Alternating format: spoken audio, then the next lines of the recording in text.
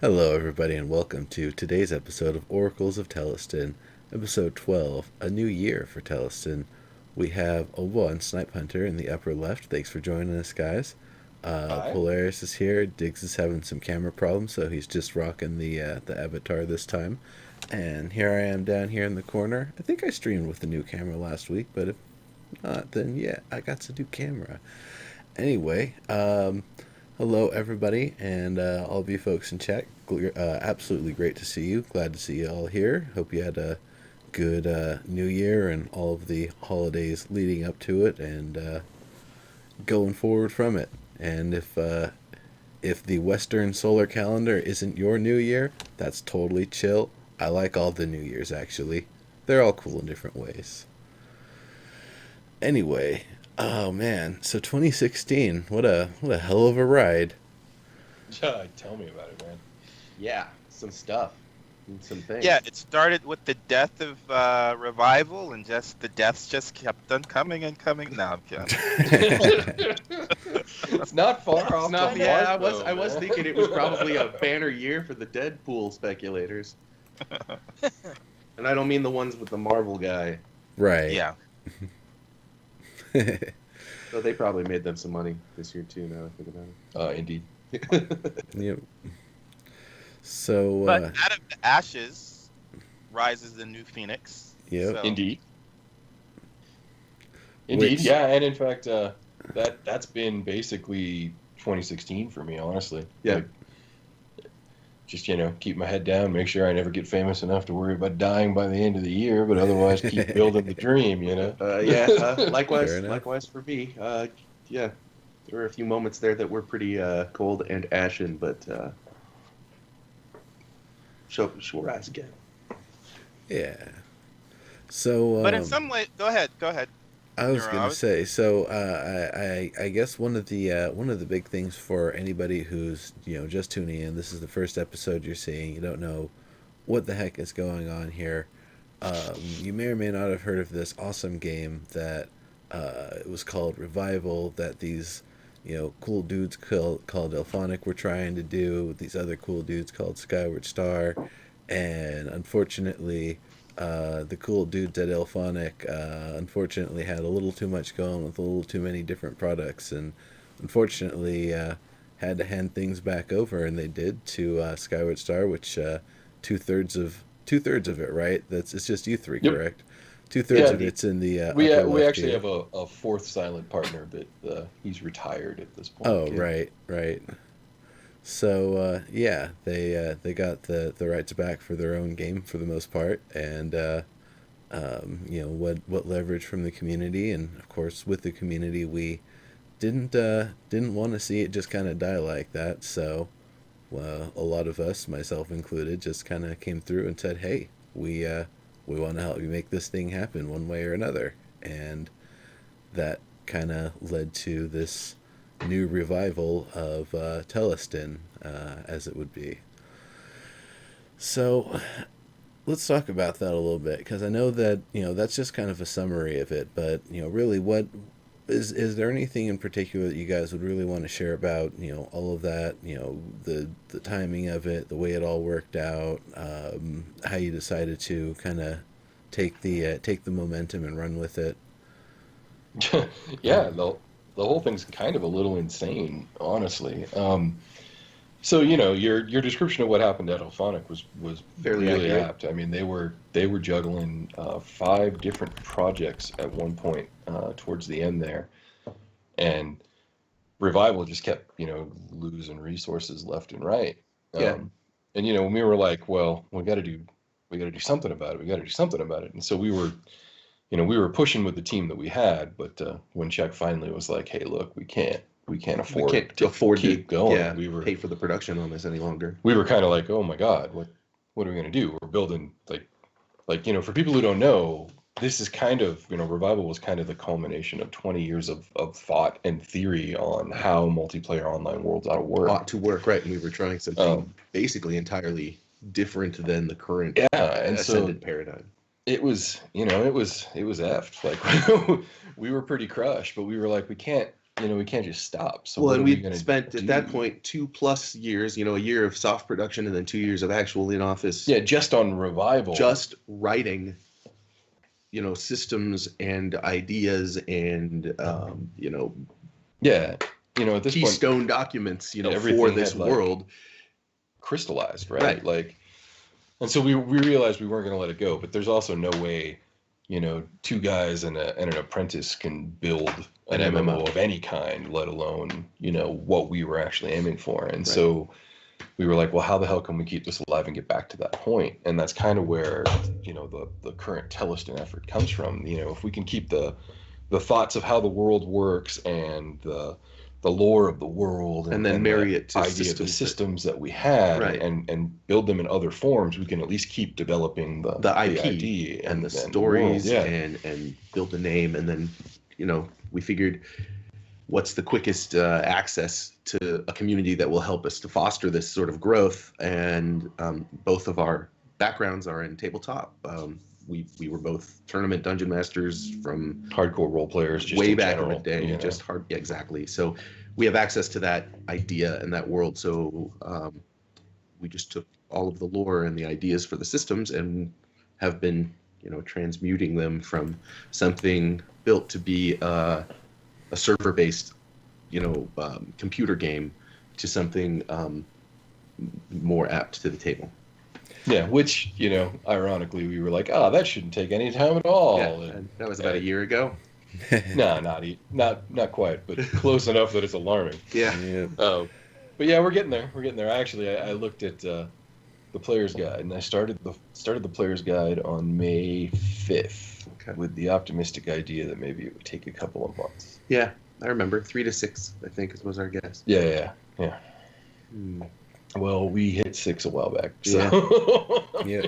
Now we're up. I think we're at 8. I think Yeah. Doing quick counting. But that said, we're actually really close now. Yeah, and we've puzzled through a lot of there's a lot of complicated slog ideas left, and by slog I mean we still need to design every weapon that we're going to include in the shipping pen and paper game. Right. That kind of stuff that isn't so much building the systems or the Just populating core of the tables. rules, but generating the extra content that needs to be filled out for all of that to work right. Exactly.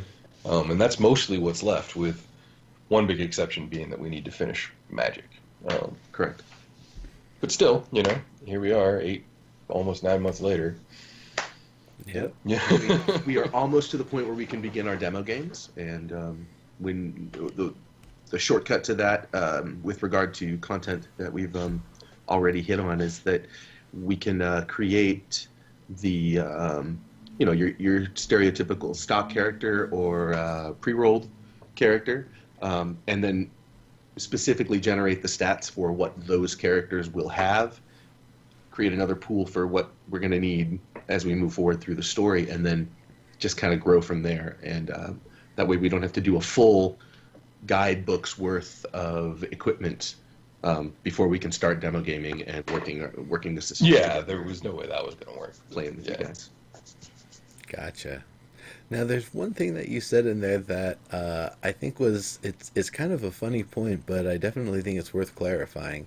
So you both have a tournament pen and paper background, but Yeah. this is kind of a completely different beast. This is a totally narrative-based product. In fact, so much that I know there was the talk of the companion app, so all of the world events going in real time can be coordinated by all players playing. So when it comes close to a con, instead of it being a tournament brawl type event, it's this meeting of adventurers from different paths, and all the fun that comes from that. Yeah, we've actually kind of always been our narrative has kind of always been our drug of choice, for lack of a better term. So I agree. Some players, tournaments that we ran, for example, were tournaments for White Wolf games, Often. and so they weren't arena matches, or they weren't get to the end of the dungeon and beat the dragon adventures. They were instead 48-hour long stories. Yeah, role-playing experiences. We actually ran our tournaments so that the stuff that his group did affected the stuff that my group did, and vice versa. We wore headsets while we were FM playing. headsets, yeah, so we could communicate because we would run our rooms back to back. So even back then, we were like, well, come on, this isn't how that's supposed to work. This Right, is it's supposed more to be about a story, about a world. How do we make that happen?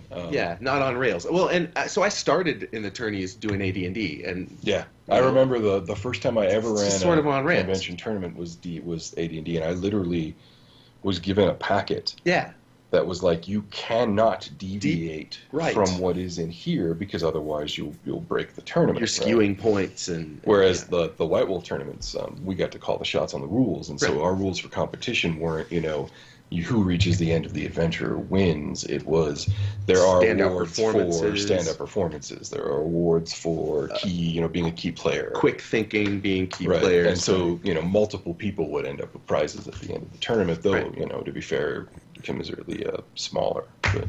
Sure, because we would divvy it's usually dealer bucks, right? So it's usually I've got 50, and I'm going to give out 10 to this guy, 5 to this dude, 5 to this dude. But we were really more about the evolving story that happened there than we were about, calculating XPs. And there's a lot of that experience kind of built into the idea of the Chronicle that you were talking about. That's actually what we call the app that you're calling, that you were talking about. The Chronicle is one of the things that allows tournament play to work in that sort of model, in that it doesn't matter what you guys have done. In your own adventures, right, at your home. You can still, as long as they've been registered in the app as you've played, you can still bring those characters into the world because they'll have responded to what was really going on. They won't be completely out of balance or completely out of narrative. They should fit the world because your campaign should have been fed by what was in the Chronicle, and the results of your campaign then go into the Chronicle and inform everything else if it all works right. Right. And so, the idea then is that when you come to these tournaments, you could even, in theory, bring, characters from your own adventures and play them, and they would be tournament legal, and you wouldn't necessarily have to start from scratch. Right.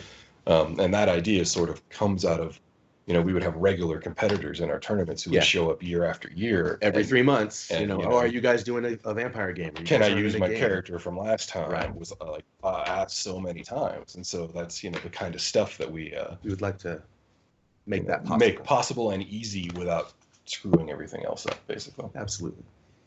Also, your Skype announcement tone is ding dong into the ding dong.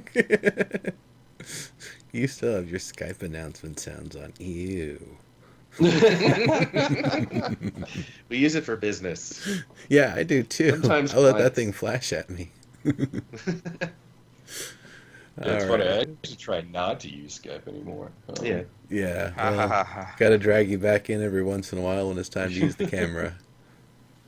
Oh yeah. No, I think stuff like this, it's perfect. But Discord is supposed to be getting video at some point, aren't they? They'll get it. Actually, screen sharing too at some point. But which will make board games a lot easier. Yeah, I agree. Soon TM. Yeah, I only have one server with a search bar at this point, so I'm not holding my breath. Yeah, so you guys, you have the pen and paper, but we also have some other products that are kind of in the lineup somewhere that are supposed to kind of hopefully overlap in some ways. So I know we've got cards. We've got, I keep forgetting the name of it. Polaris will know the Hopa. Hunt and Seek. The Hopa. And so what are the other products that we have? Card game. So to be fair, we're software developers at heart, right? Right.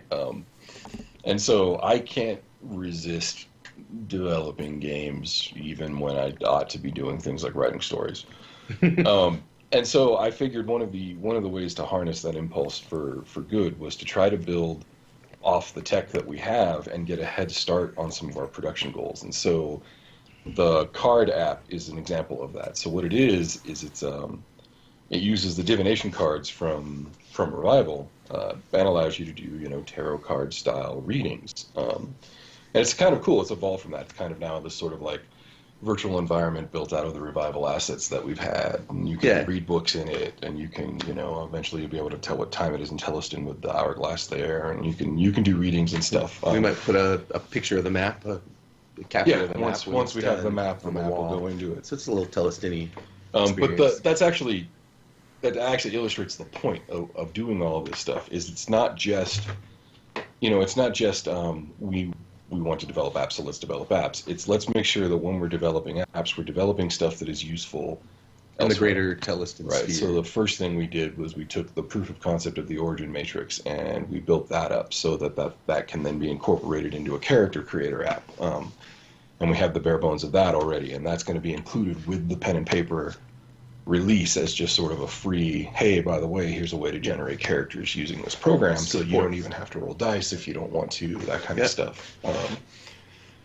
Also an easy way to ship the origin matrix, because as a printed book, it's probably going to be too about big, this right?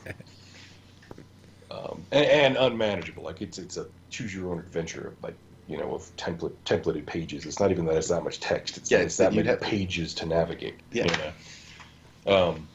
But yeah, and so we have that kind of framework. Everything sort of builds together so that at the end, when it comes time to do something major, like for example, a full-blown in the world of Theleston computer RPG, most of the systems that we would need for the sort of framework of the game, the rules, all of that, are already done, battle tested with the apps that we've developed through the pen and paper development cycle. Right.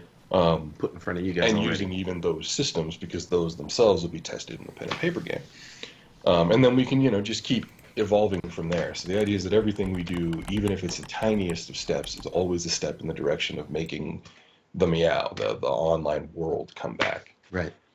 That's even true storytelling of experience. the HOPA, which is going to do things like use the tag system and stuff like that, right? Like, and develop the lore.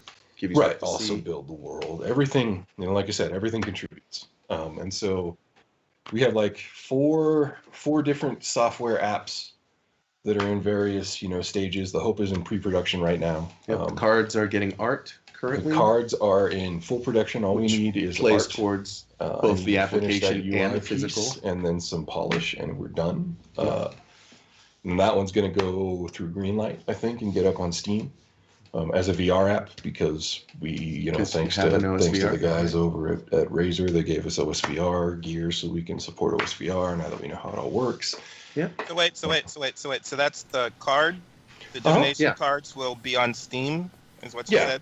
That's the goal. Okay. It'll also be on phone apps, because we can ship for that, but like that, right? But Unity Export Mobile. But we're also going to use it as a way for us to go through the Steam process the first time, so we can learn what we need to do to promote a game through Greenlight, et cetera, et cetera.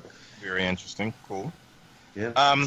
And so I'd like to jump back on the HOPA real quick, because you said that's going to use the tags, and I think of tags as being applied to NPCs. And I guess it could be tied to the world in some ways, but I'd love for you to explain how the tags will interface with the HOPA. Sure. So in Revival, the way that tags worked is that everything in the world was populated with tags, be they other players, other NPCs, like you were saying, objects in the world, whatever. And when you would interact with these objects, people, or other players, sometimes these tags would then, sort of migrate to you or replicate to you, depending on the tag. Right. So the HOPA is a puzzle game, right? At its core, you'll go through a story, but you'll go through that story by investigating the world, interacting with the environment, and finding hidden objects. Right. Right. But a lot of like you do. A lot of what you can find, what happens to you when you find them, all of this can be implemented via the tag system, so that when we populate the HOPA environment, we don't have to build a ton of super highly scripted things. Instead, we build little tiny scripts inside of the tags, and then let the interaction of the tags decide which scripts run and how the environment reacts. At least that's my intention as we build the engine. Given that we want to ship 2, if it turns out that runs into problems, we'll address it then. But the plan right now is to try to get the architecture of the tag system as sort of the back end for the hidden object stuff. Right. Okay, so Snipe, the way that you're discussing tags right now, is that effectively the mechanic for RNG, or one of them? Yes, absolutely. It's basically, instead of it being completely random, it's more emergent than random. So it's a Cool. I like it. emergent generation instead of random generation. Yeah. Right. Yeah. I think that's actually Random would a be the wrong really word to nice inform. way to put it out there as emergent generation. Yeah, I like that. I do too. Yeah, very cool. And I mean, so- that it actually kind of reminds me of the unfortunately discontinued concept of what Storybricks from EverQuest Next was going to be trying to do. Dude, when Yes. they first published their white paper, I Speaking of came out of 2016, my office. yeah. Like, I came out of my office and walked over to his office and was like, they're fucking eating our lunch. Yeah. I was like, look at this. It's Have my you fucking idea. seen this? Have you seen this? I was pissed. I'm like, people there know me too. Ah! Yeah, so Oh, you man. might beat them to it. People fail to pull them off. Yeah, that's kind of sad though. I had really high hopes for it. I agree. It was a good idea. I'm still irritated solid. that there's not going to be an EQ next, man. Yeah. Well, EQ Next and Hero Song both, you might just beat both of them out. And so Ombla, I saw you playing Life is Strange. Is that a I know, for the Hopa? crowd. Thanks for showing up, Dix. Is that a Hopa? Yeah. I don't. It I has don't really know similar. what the genre is. If So I was it going has to be similar a genre elements, snob, but- I'd say that was a point-and-click adventure. Yes. Well, and even that, it's an interesting take on a point-and-click adventure game. But yes, that's what it is at its Yeah. core. I But- Yeah, I mean But that's Hopas are adventure games. They're just a particular type of them. You know what I mean? So they're Exactly. definitely related, but it's not quite. This is not quite the same thing, right? I mean, Okay. the hidden objects that you find in Life is Strange are highlight when you pass over them. They're not exactly hidden so much as intuitively found.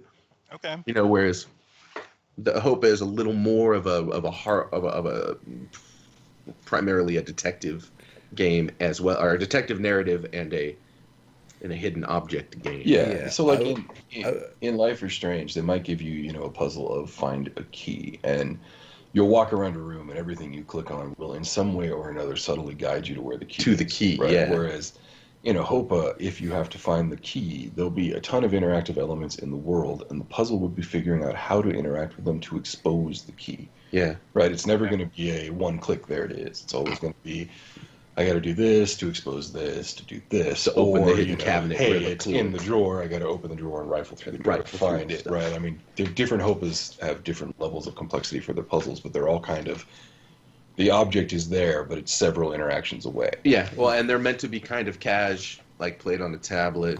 yeah. Yeah. Though that was the other thing I was actually going to say is they normally don't have quick time events like Life is Strange did. So think Right, more right. like Shadowgate and Deja Vu and some of those sort of games. Like Seventh those Day. are some Seventh. classic, point. Or and like click. Rose was saying, Mist. Mist or Yeah, Abduction. Mist was I like didn't play Abduction. Mist was kind of a nice one because it was taking that format but like giving a much nicer graphics overhaul. You're Yeah. still just as lost as any other one, but at least it's so pretty. Right, absolutely. Totally. Absolutely. And I feel like Life is Strange is more like an episodic serial, like a television show, that I'm going to get the story. Yeah. I'm just going to get a slightly different permutation based on the choices I make versus the choices Yeah. you make. It's like a Telltale game. And there's probably, I don't know, 4 core storylines, 3-4 core story experiences with a lot of little things on the side that are different based on your personal kind of working your way through, but it's still more like a movie to me than a narrative experience. Yeah, like Rose was than saying, like a choose your own game. adventure. It's like a choose your own adventure, right? So that's why I've been presenting it the way I have, actually, because I'm trying to get one full episode in per show. So that we can watch the show together. It's Life is Strange and Chill on Friday nights. Right. Only no chill. Well, yeah, you can't put that on. Twitch. You can't put that on Twitch. Right. So, so just I guess a little bit of a summary for everybody. It's the pen and paper game is kind of the primary project. One of the offshoots of Not only that and Revival and just what you guys have in general, the Divination Cards app, it's going to be on Steam for VR. Later it's going to make it to phones, mobile devices. There's the Hidden Object game. I feel like I'm missing one though. Is there one more little thing in the works, or was it just one of the components of one of the other products? Well, I'm making a map, Well, there's the and character creator that'll go along with the release of the yeah. PNP. That's Um, right. Right. Also, over the vacation, I dusted off an old project and made it run, and I'd love to use it for Theleston. But we Yeah. don't officially have anything on the schedule. It's a choose your own adventure engine. with die rolls and stats. And Yeah, like, kind of like it's if a you've ever complex played choose your own if you've adventure ever played engine. like Fallen London or any of the Story Nexus games. It's a a very lot like that. similar sort of version of choose your own to that. Yeah, the Magna Chi books. Yeah, or the Magna Chi Choose Your Own Adventure books is a great example because it's like, there's a combat system, there's RPG stats, right? Inventory. But it's basically a Choose Your Own Adventure, so I thought it would be perfect to do, Theleston stories that were be a character in Theleston and make choices and see what happens.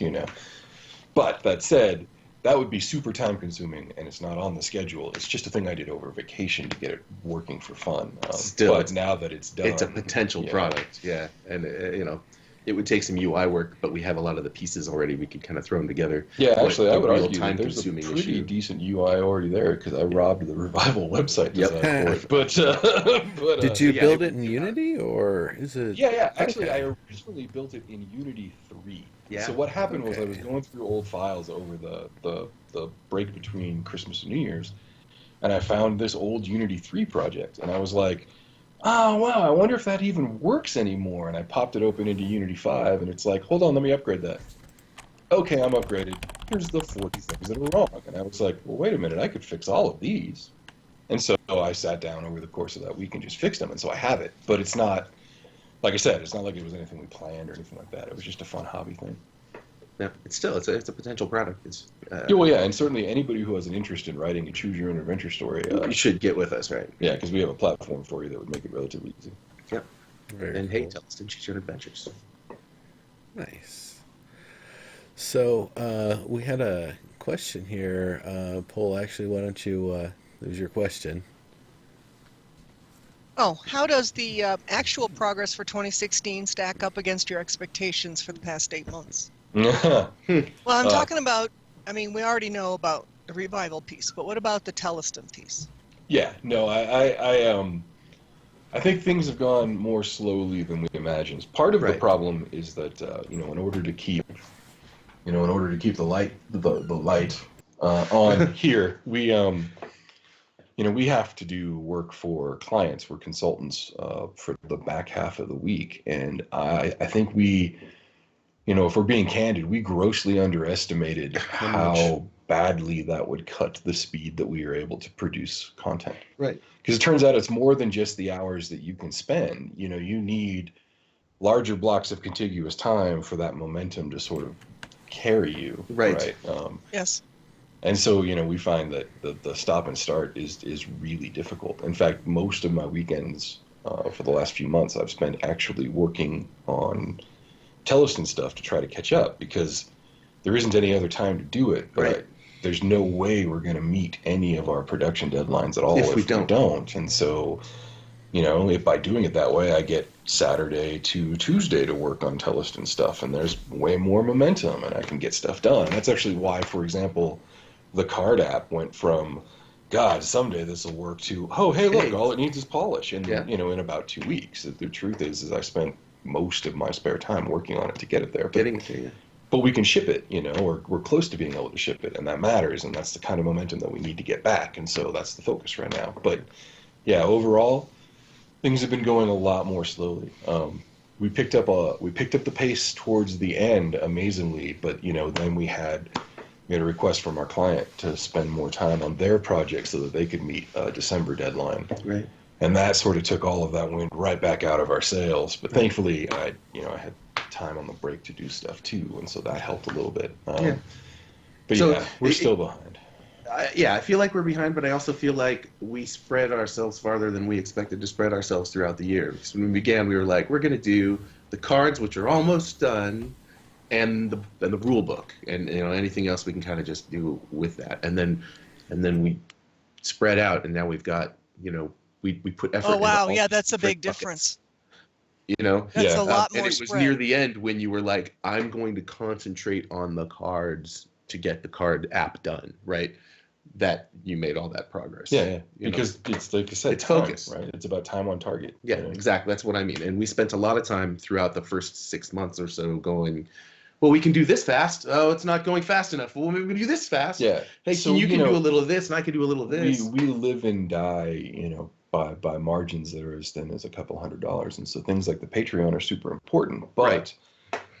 the one criticism of the Patreon campaign I do have is that, right as we got the Patreon going to get things moving, we diverted a lot of our attention to that. Yeah. Right. And I feel like we probably lost a month's worth of main Momentum. production just getting the Patreon campaign fulfillable, up, going. I'm hella glad Edited. that we did. Do not get me wrong, but I do think that's Building a that other big website? piece of why we slowed down. Yeah, that's exactly what I mean. Totally. Getting the Patreon site up, getting the story archive converted over, right? Like, Right. that's Well, not and even done yet. all the hours Yeah.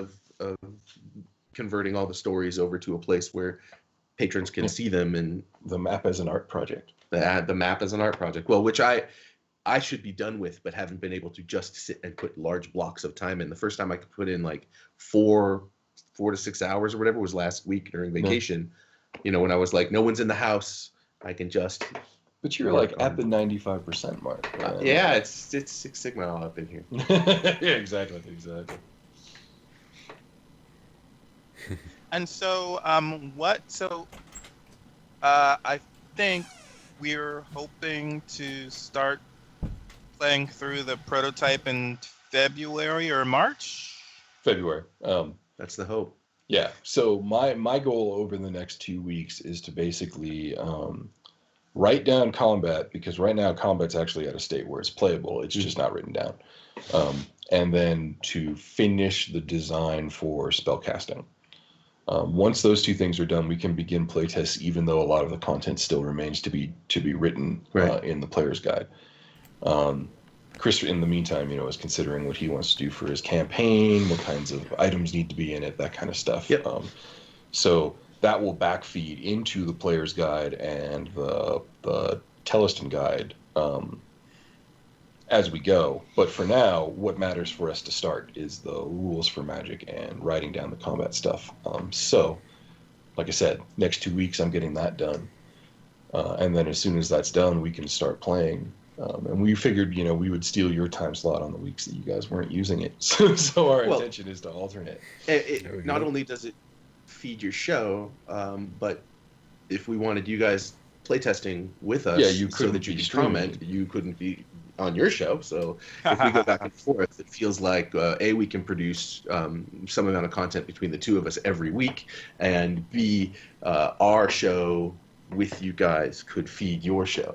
Well, and the commentary, especially as you guys stream your show and we see interaction in chat, also feeds back into us production. as valuable playtest data, right? Exactly. We can see what the people say while you're playing. We can see what you guys feel about the session the next week, and discuss where you're going and what you guys want to do next. And that also feeds me as a narrator, because if I get to watch you guys talk about what happened last week and where the Scooby Gang is going next week, I can tailor the story to your proclivities to what you're Revival feeling and style. thinking.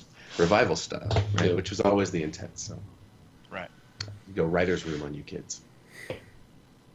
Nice. And how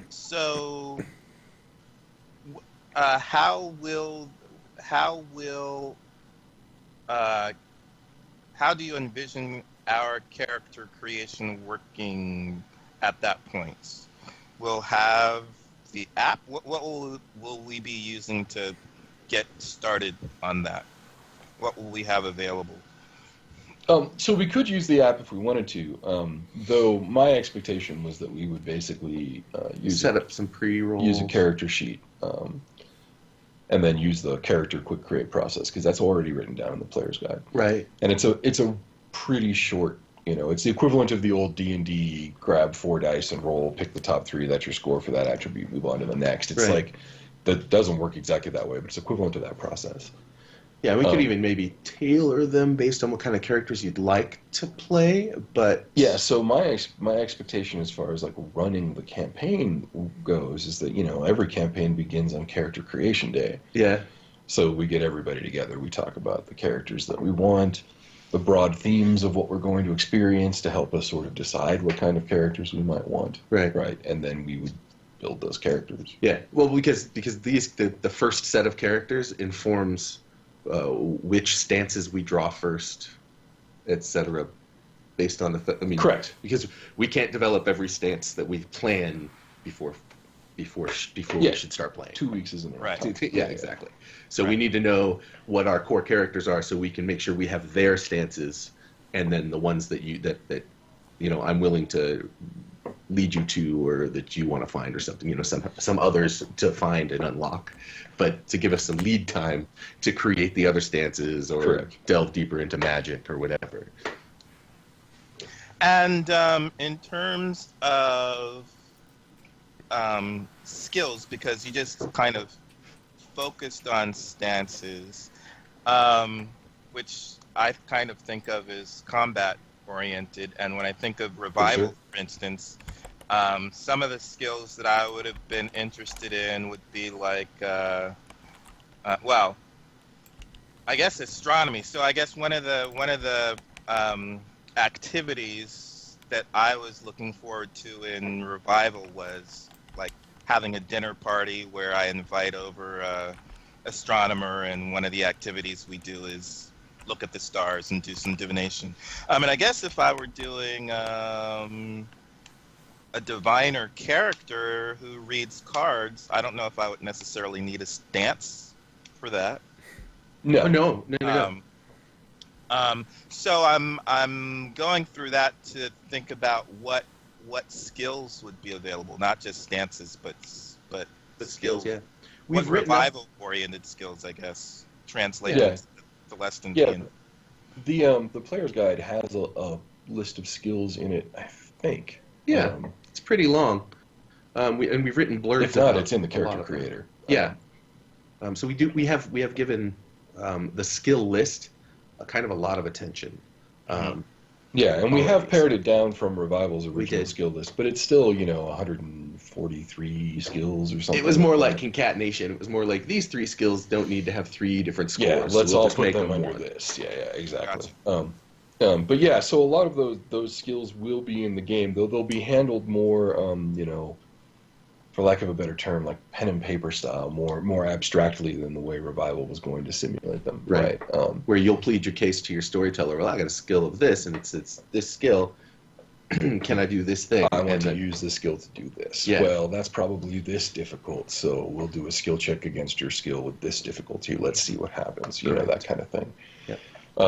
But so, as a result, we don't need to take the time to generate the full set of star patterns that Revival required Right. for astronomy to work. All But I we- need to know is what your we do still need to character- know things like what are the constellations see, and and- what being where means what, but that can also be developed as we go based through play. Yeah. Well, yeah. As long as I know what you're going to be seeing, like Yeah. if you choose to look. So I write it in narrative style. It is the age of X, or so we don't have the actual what's the word?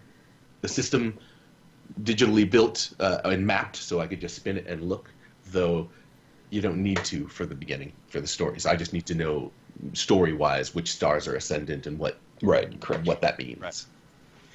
And what was my other? So stances is kind of interesting to me right at the moment, because I just discovered Absolver last week. Oh, right. Yeah.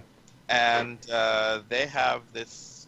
I could visually see how one stance leads into another, and the kind of moves that you can move, the kinds of moves that you can use based on the stance that you're starting in. And so I'm curious about how that compares to the vision of stances for Theleston. So the sort of central. I hate to use the rhyme. The sort of central stance um, is definitely a piece of combat. So like the way they work in the Theleston pen and paper game, you would learn a combat style, and that combat style would give you a small collection of stances. Anywhere from literally just one stance up to like 3 or 5. right? Um, those stances each have bound to them a sort of number of moves that you can make while in that stance. Right. In combat, every round of combat, you have two combat actions. You can, for each of those actions, you can either change a stance, adopt a new stance, move, or execute an attack. Right, one of your moves on your card. Right. So the combat system then is adopt a stance, pick a target, either move to engage or engage if you're in range, right? Wait to respond. Oh yeah, block is one of the things you can do, so you can reserve an action to block. But yeah, you would then wait for them to do the same. Based on what they've done, you would change your stance if you needed to, right? The different stances also do things like tell you where you can block or how much damage is blocked, things like that, right? So there are tactical reasons to adopt different stances at different times beyond just the moves on each stance. Correct. And so the tactics becomes You both choose and you position yourself appropriately, pick the right stance, execute the right move, resolve, and then do it again. and then do it again. Exactly. Until someone disengages or dies. I guess that's disengaging. Right, exactly. The hard way. Cool. All right, so we talked a lot about a lot of that stuff, and I think it'll definitely be a lot more apparent how it works when we actually start playing it in a month or so. So definitely stay tuned for that, and be around when we're playing or watch them afterward if you can't see them while we're live. I'm excited for it though. I'm very excited. Me too. What you drinking there, by the way? Run a campaign. Coffee. This is coffee. I figured. Wasn't sure if you were getting a little crazy this morning or not. Day drinking right. a Bock. No, it's coffee. 145. So that's what? I'd like a bigger shit. He's 2 hours ahead, actually. No, it's fun. Anyways, so the stuff in 2016, we've covered that pretty well. So the next thing we'd probably want to talk about here is what are the goals, what are the plans for 2017? Obviously, we've talked about the releases for some of the products here, and it sounds like Divination Cards Hope planned for 2017. Being able to gameplay and being able to start that pretty early on, and then finishing out the rest of the player's guide. But what else? What are the other things? Not just like what products you plan to have in what state and what other products you plan to spin up, but other things, different conventions you plan to go to. Are you going to go to conventions? Other objectives, build up to a certain point, start hiring, anything like that, or what have you guys determined you want to do, and what are the things that you kind of hope you want to do? Yeah, well, we have long-term ambitions, of course, but Rose is enumerating them. right, exactly. But realistically, we've been kind of more focused on the sort of tactical situation that we're in. Right. So our immediate goals are ship one of the apps. Yep. And right now that looks like that's the card app because it's literally 8 weeks away from being ready to ship on multiple platforms. Finish the map. Finish the map. Finish the card art so that we can make physicals. That's part of finishing. That's That's the what I was card going to art. say. You're jumping back. It's finish the card app. Finish the map, but the map is basically done. It's very close. Set up a merch store to sell things like the map to the people who are not our patrons who don't already have it. Our patrons. That's what I'm calling them now. They're The patrons. Yeah. Next is the pen and paper stuff. We need to have it play tested and ready to put before an audience by May. And the reason for that is because we're going to Phoenix Comic Con. I was invited there for a panel on game development, and so we're going to be there anyway. And we figured that would be a really good opportunity for us to get the game in front of a few people. And so we're not going to do anything major, but we are, I think, probably going to run a tournament during that. It would be during that convention, and that will be the start of what I hope will be multiple conventions that we'll start visiting. That's the plan. In a perfect, Become actually. in a perfect world, we would do 4 a year from that point forward. That said, now we're getting into those things like long-term ambitions that I was talking about. Because what we need to do as a pen and paper game developer is we need pen and paper players to know who the hell we are. Right. Right now, nobody does. Right. And we need to establish our production path and without prove it out. Right. So that Without the kind of money necessary to run a massive advertising campaign or any of that kind of stuff, which, candidly is just outside of our reach. We're just not that big. Right. We need to build that awareness another way. And the only way I can think of to do that is the convention circuit, just like when we first got started. Right? Exactly. Started some sort of flyer, that's but how White Wolf launched themselves. Yeah. And they did all right for themselves. we were there. So that's the plan. And then if that works and we can build that audience when we ship the pen and paper game, it'll be big.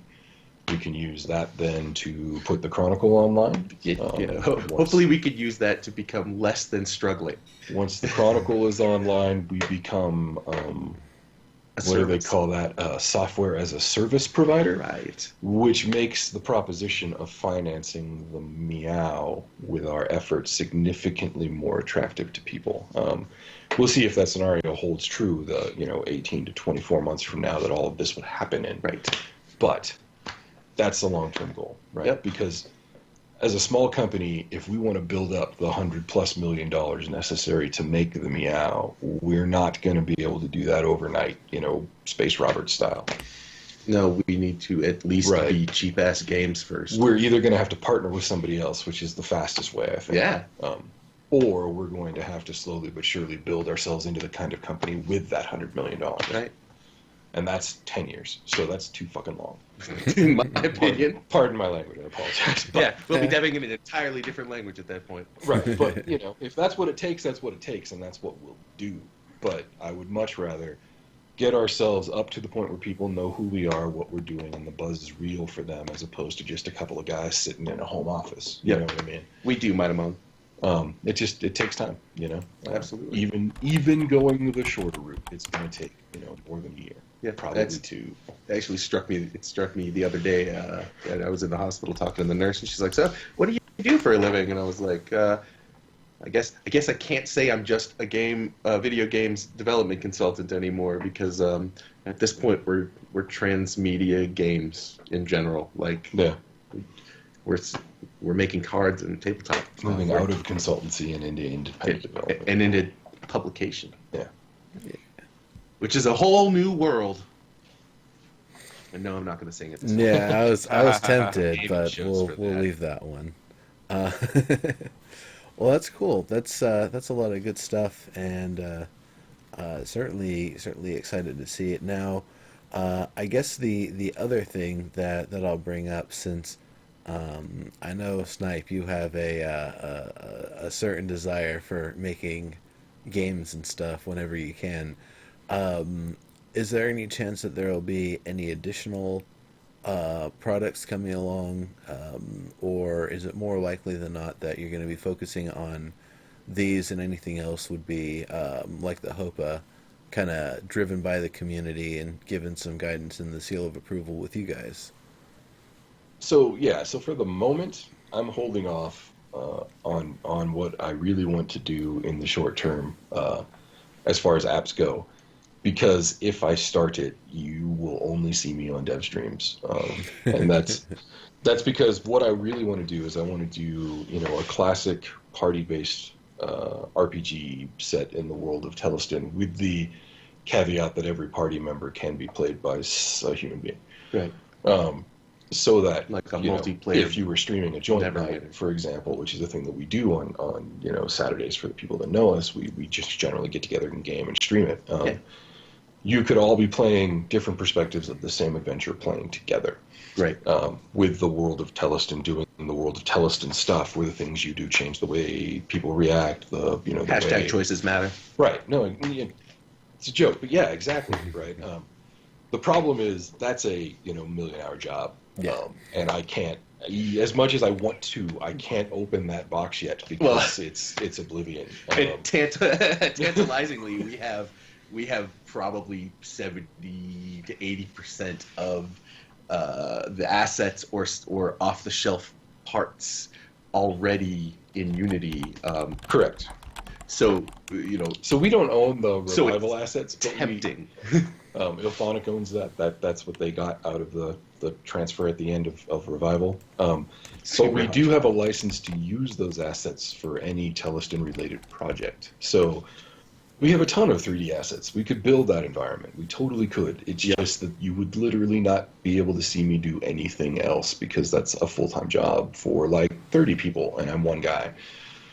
But that's the goal. The goal is to get there long-term, app-wise. But I can't even think about it until after the HOPA.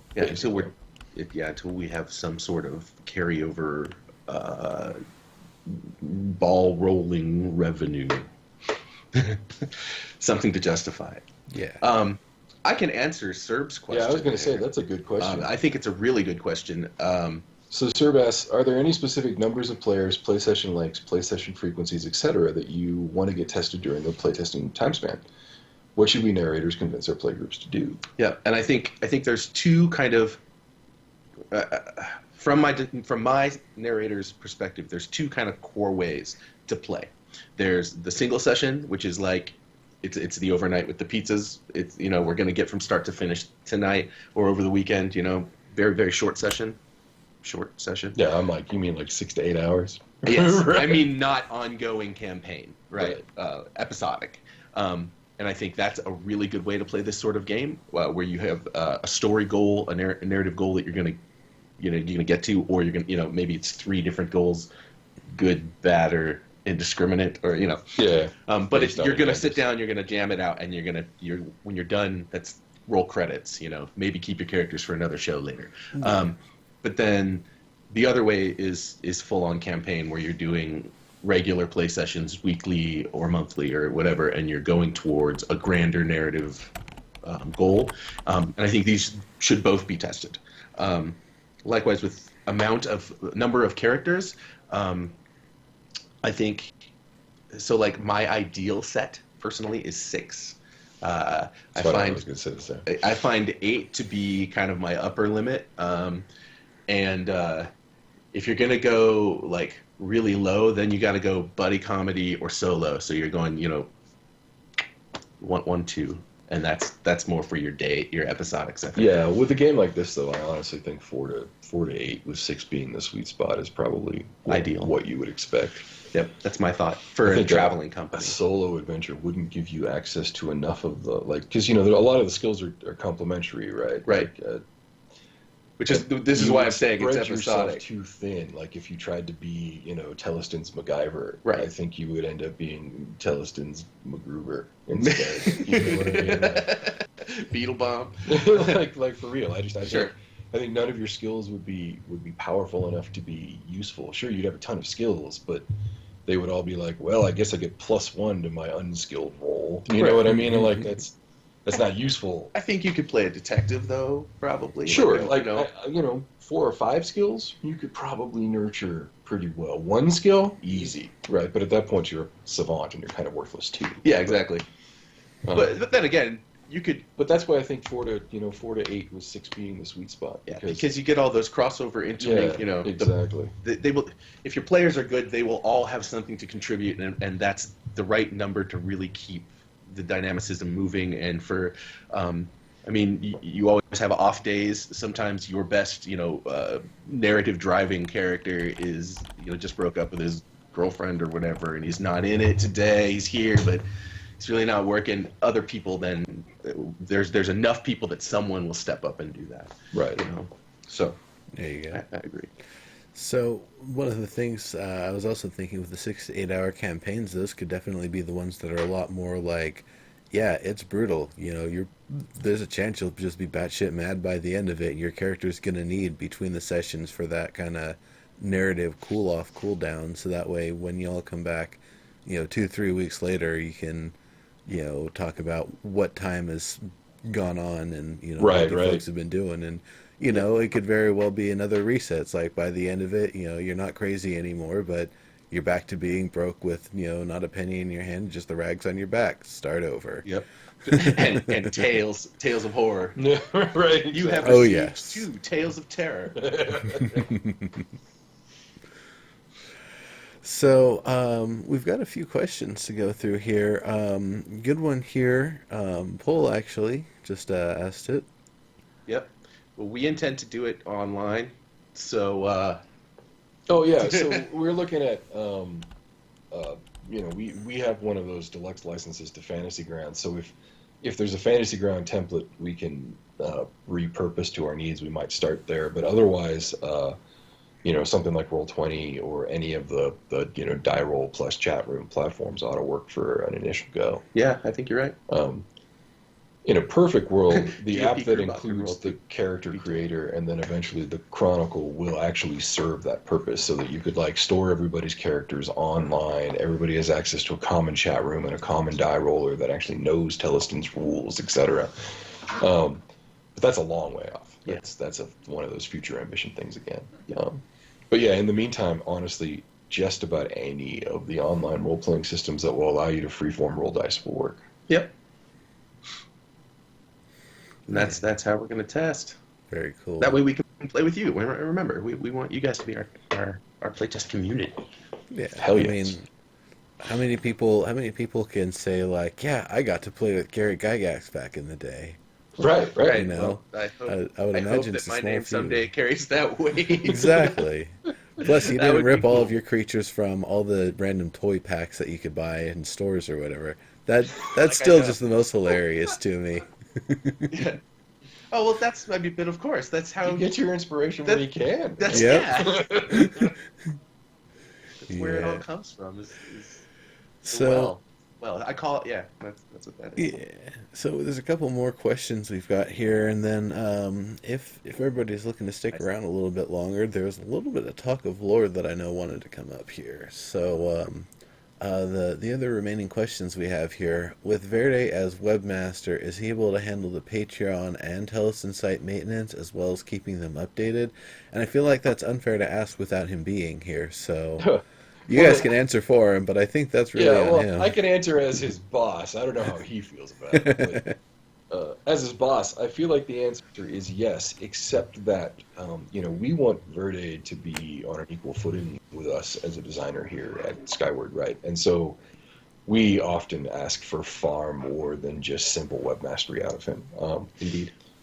So for example, he contributes to the player's guide. Right. He contributes to the combat and weapon design. And so if we weren't always going, hey man, do you think you could describe 40 axes for me and stuff like that? Yeah. I totally think he could do it. Yep. That said, the way that we actually use Verde here at Skyward, no. I think he needs help. We just can't afford it. Yep.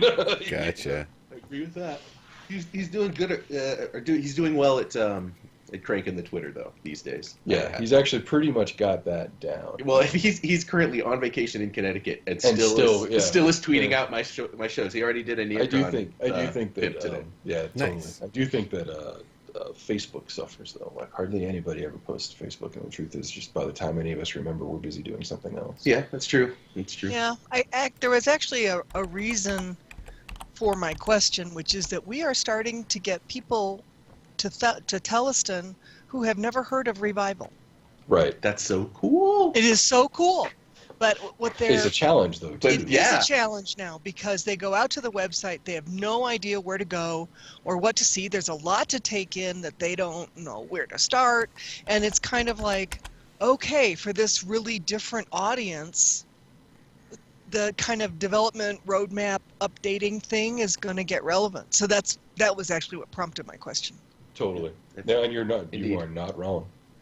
I know. And hey, I'm with you, Rose. But you know, I need a lot of It's a people huge challenge. all I mean, concentrating on the even one at goal. this level of production, the reality is that there ought to be 6 or 7 people in this office working on it. Sure. You know? Sure. Have you guys considered the possibility of accessing volunteer help on things like site maintenance for the websites?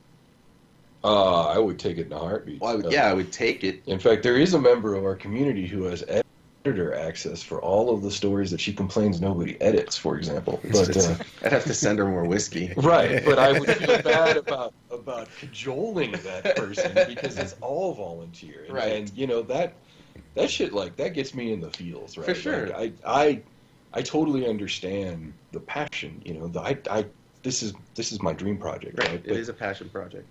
But like, I get paid, despite it being my passion project, you know. And part of the reason I get paid, in fact, is because some of you give us money, patronage, and that's insane and amazing and miraculous. And and asking for more, like, hey, can you give us money and also work? Is really hard for me to do. That said, I will take any volunteer effort anyone has, because the truth of the matter is this is a huge job and we cannot do it alone. That's why I asked. So I'm just figured that there were people out there that might be willing to step up and help with specific things like updating the development roadmap for 2017. Yeah, so that when new people come, they maybe have some sense of where to go and what to see. Yeah, that's a good plan. Okay, cool.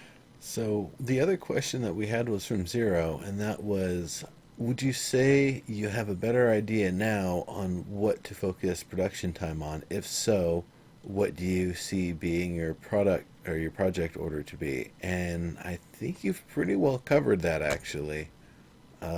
You know, in answer to his first question, I would say a qualified we threw a lot of shit, pardon my language, we threw a lot of stuff at the wall, and we know what's stuck now, right? And that, you know, and to that regard, yes, but there will come a time when we throw a bunch of stuff at the wall again. It's our nature, you know. Well, and even while we're working on stuff that's stuck, one of us goes, "Hey, what if we stop throwing shit at work?" Right. The trick, you know, the trick is, the trick is that since we know what's stuck this time, we won't let ourselves do that again until this stuff is dealt with. Yeah, that actually was our kind of last 2-month crystallization. Was we need to focus on, you know, card app, ship, pen and paper, the map because it's an outstanding patron goal, you know, and then the HOPA when the HOPA comes online. Doing when I get.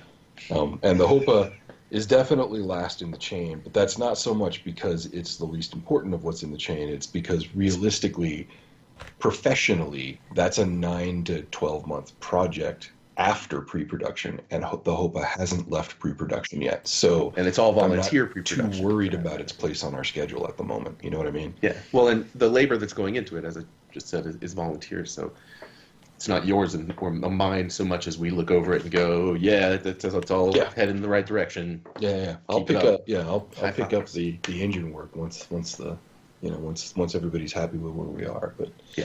But I agree. Other than making sure that it's for Theleston and works with what we're planning and all of that, I'm not the captain of that ship.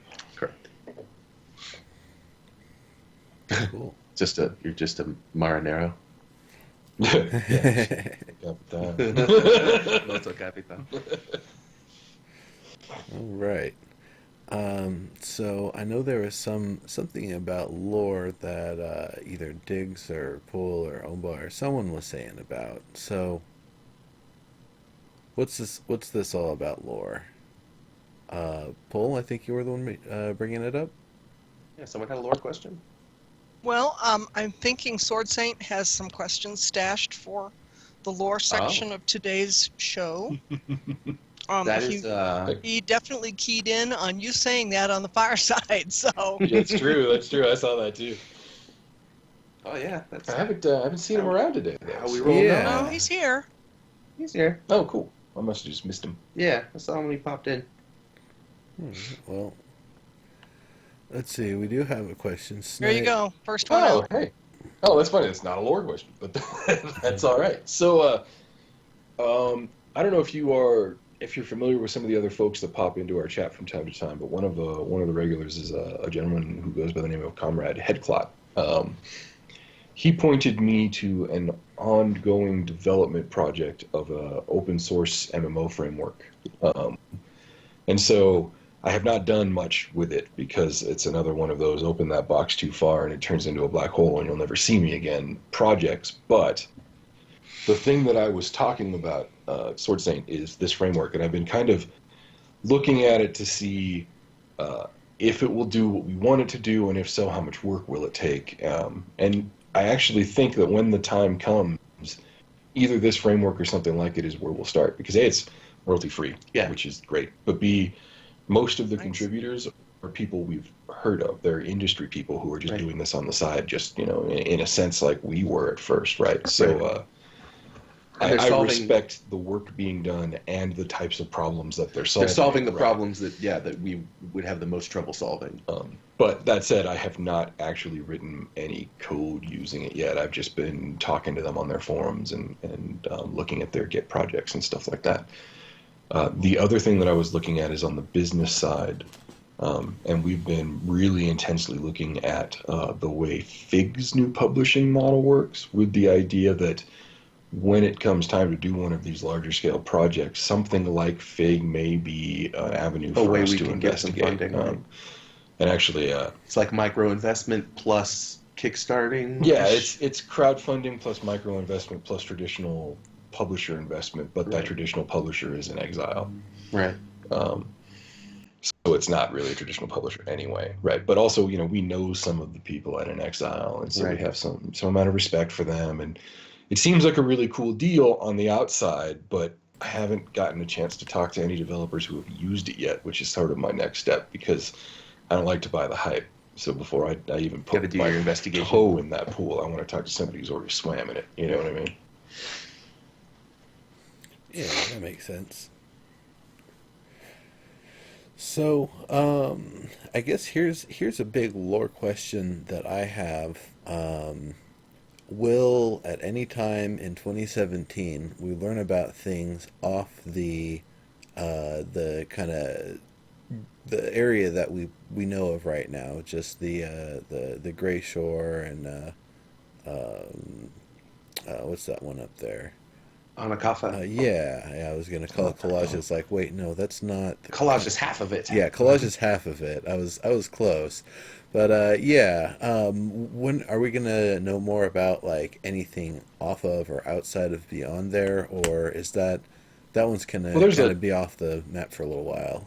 There's a qualified yes to that. Yes, in that we were gonna write Tales of the Old Theleston before the fall. Yeah. There's like So- there's a series of stories that we're going to write called The Fall of Kings that sort of talks about when the shit really hit the fan. Pardon my language again. Sure. It's How terrible. kind no, of that I sort think of it's a mature channel. came around in different places. Yeah, it is a mature channel.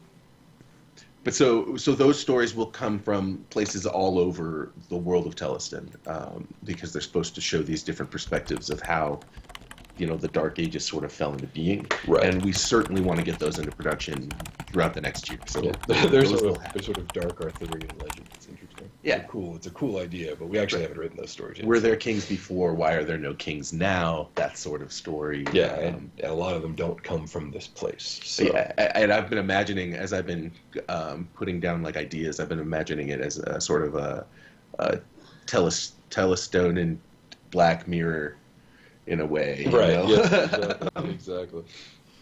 Yeah, like I said, it's like dark Arthurian legend. It's anti-chivalry in a way, but Yeah, so we'll be doing those for sure. I want to do a lot of in-depth sort of, for the guidebooks, for the pen and paper, workup on Anakafa and Greyshore. And I can't imagine I'm going to finish them all the way out enough to move on to a new right. box set within Right. the next year. But I do want to. We have set out some goals for the stories that we're going to write, and some of them are elsewhere. So yeah. And depending on the pen and paper, like if the pen and paper ships early enough in 17, which to be fair, I don't know that it will, but if it does, the first supplement is already sort of sketched out and includes locations that are not in Anacotha or Greyshore. That's true. So as a play element, maybe, but probably not. Gotcha. Cool. I don't know what Harper's does, so I'm going to admit ignorance. No, I think it's from Forgotten Realms. Oh, the Harpers. Oh, from the Realms. Okay, like the secret good guys. I remember. I think they're like the keepers of the light, sort of. Yeah. Secret good guys, right? Yeah. I imagine there's probably more than one. Though what they think of as the good that they're keeping is different. Interpretive. Is interpretive, right? Exactly. It's a good way to put it. And we've already discussed things like I'm sure that there's a group of cult breakers hiding out somewhere secretly in Sky Pass, and secret because they don't want anybody to know who they are. You know. Right. Well, and in the Angler story, there are those Nodensians. Right. Like, there's very clearly a secret order of Nodensians that fights evil. Exactly that. I haven't revealed what they're called, but they very clearly exist. So. Right. You know, I think in Verde's story, there's the Allboars, but those people they're a mercenary crew. You just buy them. Yeah, they're good guys, but they're not like a secret society of good guys. keeping. They're good guys sell swords. Yes, and I think that there would be stories to tell about them. And I think actually some of the good narratives that you do with your players will be forming these societies or interacting with them. Yeah, right. Meddling, chaotic, good secret society. Yeah, I can almost guarantee that happens. Yeah. Oh, I see. They cross religion. That's interesting. Yeah. Yeah, and Perhaps yeah, more accurate maybe than even secular, but yeah, totally. Yeah, I get it. Yeah, I can imagine. In fact, one of the things I wanted to see happen, I had money on it with Snipe Hunter, was when Revival went live, I was certain someone was going to become a masked superhero. Yeah, we had a time to Batman pool right. going, but because all the systems were there to allow it, and who doesn't want to be a masked superhero, you know? So. Well, that was going to be my first alt, as I think you could see for my avatar. Not my first. That was going to be my main character before I learned about the Garavi. Sure. So yeah, that definitely would have happened immediately. Crown's Rock definitely seems like a place for it. It seems like a place where like a lot of folks are in masks and costumes just in everyday life, and you know it's a very, very big part of the culture there. So yeah, for somebody to be a masked person climbing up into places, doing things and stuff, and trying to right perceived wrongs or whatever. Yeah, I could definitely see that being a thing, but really specific to Crown's Rock. I don't think you could pull that off in Skype. And yeah, you definitely wouldn't be able to pull that off in Skypass. Like, what is that man doing on that building? yeah, no way. That offends Prague. That would be kill him now. Exactly. Yeah, Valor maybe though. Yeah, I can see that. In fact, Valor they may not. I think that's the discreet answer. Yeah. The answer to Rose's question is no. I could see them maybe doing Really? it in Tide's End. That's the discreet answer. Yeah. I would have bet money that it was in the plan. Interesting. You can't sink Crown's Rock though. It's on it's a seamount. Like it's not sinkable. Well, Right, but it could get a big wave and get washed away. I mean, the stuff on it could get washed away. Oh yeah, I guess you could flood Crown's Rock. We Certainly. we did talk about like if you ever summon Cthulhu, that would probably raise sea levels and shit like that. But certainly. Right. Or but you yeah, know, no, we were never planning were to a- flood Crown's Rock. Oh, I was just saying I can't tell you if we were planning to or not. Actually. Because if there were maybe a space beneath the rock, a void that could be emptied, because then you wouldn't like have to raise the sea level at all. A chamber, maybe you're saying? A vault, Yeah. a natural cavern. Something maybe in it that could maybe escape at some point. Well, maybe as the thing left. Oh, that's interesting. No, I was thinking like Santorini style. You know? Oh, okay. I see.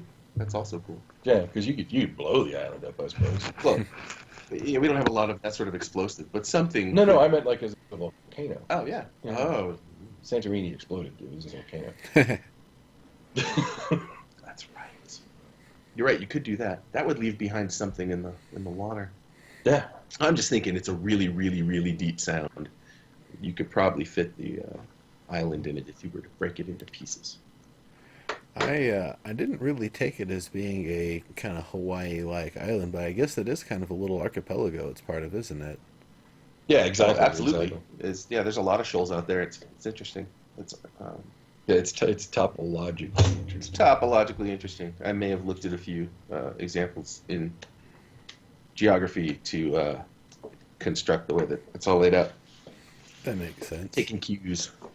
So, there a good Beth Kalor cult? FK lore quote cult. I would bet money on that. I can't think of a named example, but Well, if there's not, good. it's because we didn't think about it. Yeah, no. So Beth K. Lord doesn't need you to kill individuals of particular rank, file, or whatever. In most cases, That's why I think it would be Yeah, she's just about immediate next step, right? the wanton murder, right? Because you so get to pick your targets. you get to So choose, If and- you wanted to feel like a good guy, you would pick bad guys. Right. Right. and Dexter's a fun example of that Yeah. because yes, I think perhaps that's a very natural way for things to progress. What happens when you run out of serial killers? Well, I Probably. mean, there'll always be something to make Probably. more. I wonder what Beth Kalor would do if you took your own life in a wanton display of orgiastic murder because you were the last.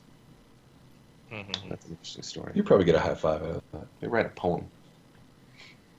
Could be. Yeah, that is kind of an interesting Wait thought. for your aunt Well- side, hand you beer. Yeah. Yeah. Well, now that's the Hey, question though. Does Beth Kalor actually, condone suicide, or is it the taking of other people's life? Is it all kills in general, or is it the score that you're racking Yeah, up or on is that it- life? Murder. Or is it murder? Yeah. Well, so when I conceived of Beth Kalor, it was specifically orgiastic murder. Okay. It is, stalk and kill. Okay. Usually in a messy way. Kind of, Jack the Ripper probably gets props from Beth Kalor. That would make sense. Gotcha. Yeah, no, I could see some interesting stuff coming out of that. I mean, that's one of the kind of fun things is with all the different gods and potentials for cults and everything. Each one's going to have their different interpretations. I mean, I even think of the three Jewish factions in Life of Brian, how they all had their own Right. variation on things, and they're always at each other's The throats show. about everything. Or the People's Front of Judea. The Judean Judean People's Front. Yeah. Yeah, Judean People's Front Suicide Squad. It's Ocelot noses. Good stuff. Yeah, that's right. All the weird foods. Yeah, one of those phrases makes you fall in love with guys' minds over. Well, yeah, I mean they have a way with words like that. Cool. So, sure. Full digs. Do either of you have any specific lore questions? Any burning things from 2016 that never got answered for you? Anything that you're still trying to figure out? Not really. I'm just looking forward to playing. Once we start Gotcha. playing, then. Gotcha. Yeah, me too, Yeah. man. Me too. Yeah, I'm looking Well, you forward don't to get seeing to how play. that goes. I've never played. You don't PvP, think that's so- play? I do actually. So, Yeah, it'll be fun. I actually think, well, my hope is that it's a good system for first timers because it throws out a lot of the preconceptions that you might have from a game like Pathfinder or a game like Shadowrun or Right. It's very difficult to grognard. right, for example. Yeah. Well, designed specifically to be. It's also way more forgiving to people who don't exactly know how the rules work. Right. Most of the play is I state want what to. you want to do. The narrator then works out what's going to happen next. You two together just figure out whether or not it succeeded, and then you move on. So for a first timer, that should be great because it's exactly the kind of, for lack of a better word, guided experience you need. Yeah, yeah, and soft entry. Yeah, thank you. Yeah, exactly. Sword Saint, yeah. I would imagine it was sort of based in something like medieval seafaring peoples. That said, Tide's End is very much a melting pot for the other places around, so you'll see examples of lots of different clothing there. But I think I even have it written down, though I don't have the book with me, what their primary clothing style and the materials are. I have that for each city in the little guidebook that I don't happen to have with me today.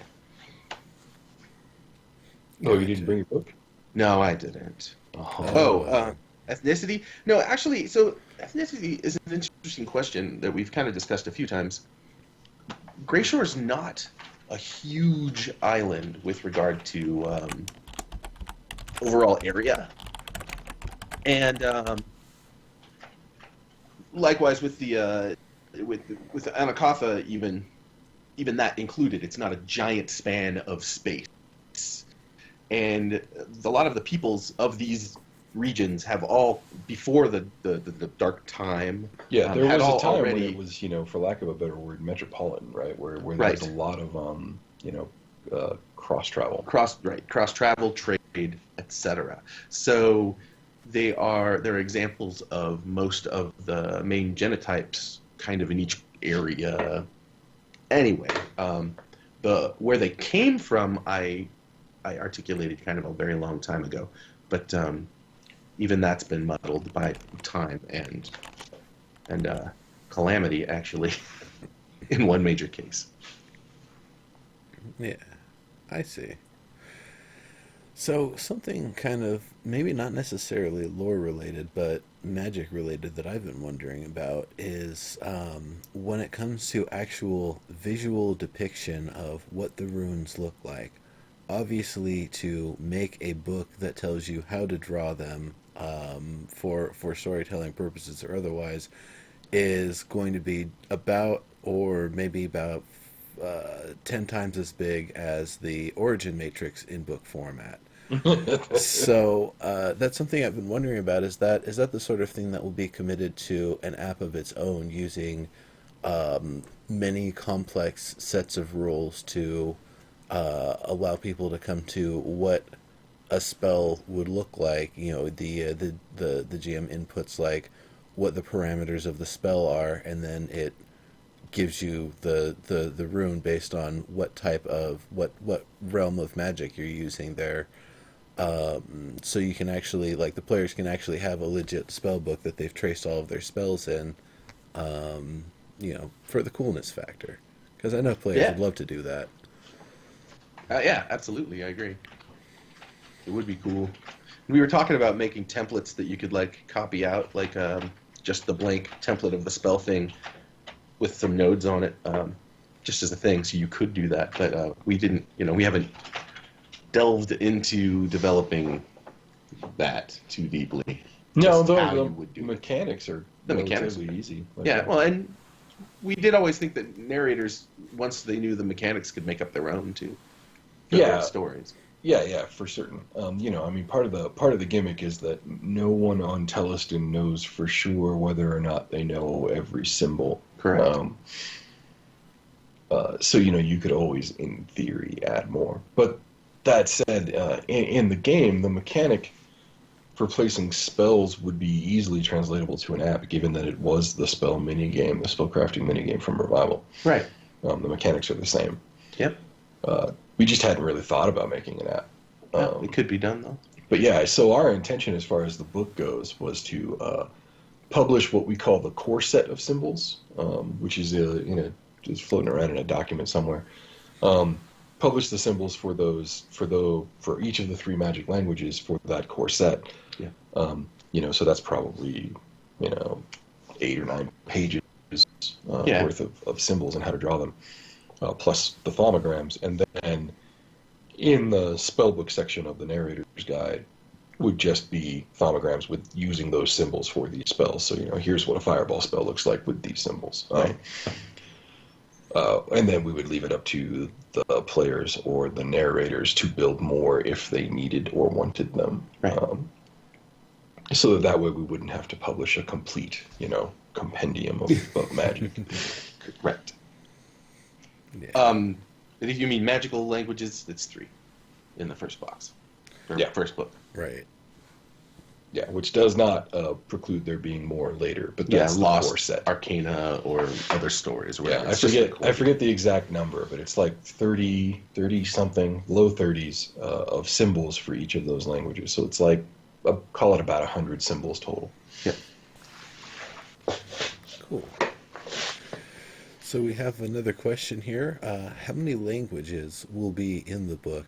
And I'm guessing, city languages. So the regional, localized languages relative to, different groups and cultures and that sort of stuff. Yep. I think I have planned 1, 2, 3. I think it's 4 and common is what I had currently written in the book. That's Kralajan. Because it was Colossian, Falkirk,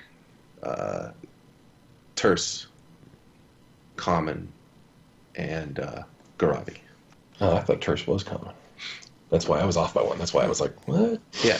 Got it. Okay. I thought Valeri was a separate one too.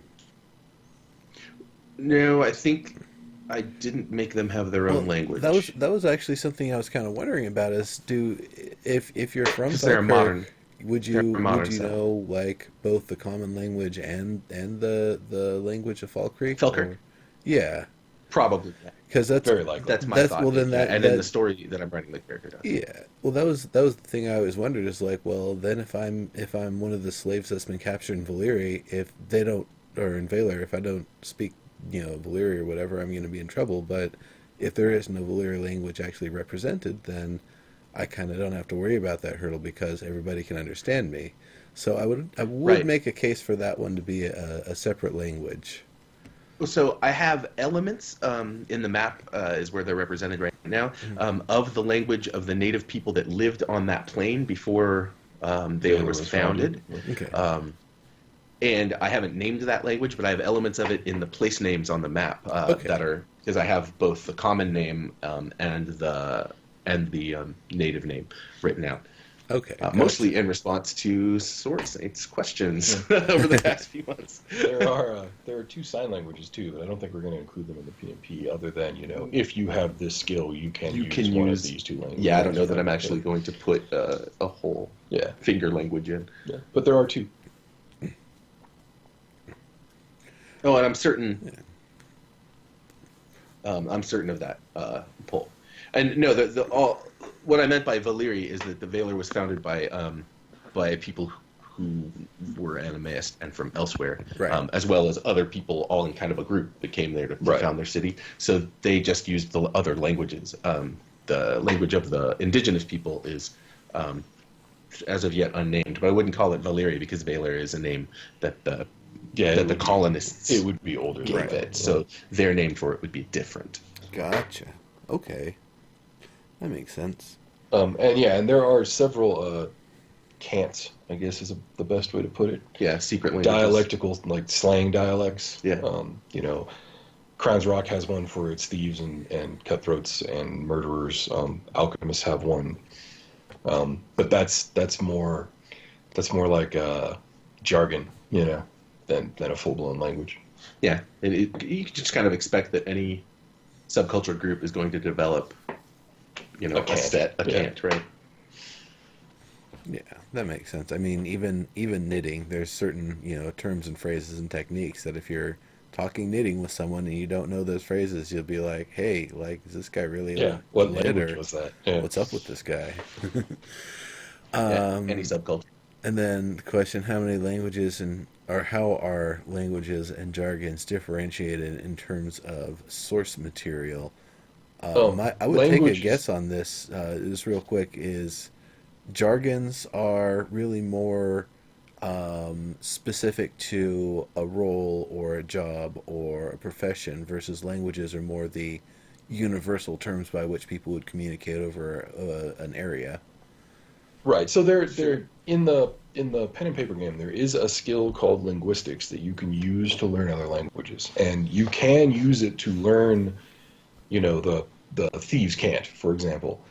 But if you are a thief and you live in the areas where this cant is spoken, it kind of comes free with your skill. Like Yeah. you don't It's have how to you got you that don't have to skill. consciously make your character learn it, because they would have picked it up in the development of their skill. Right.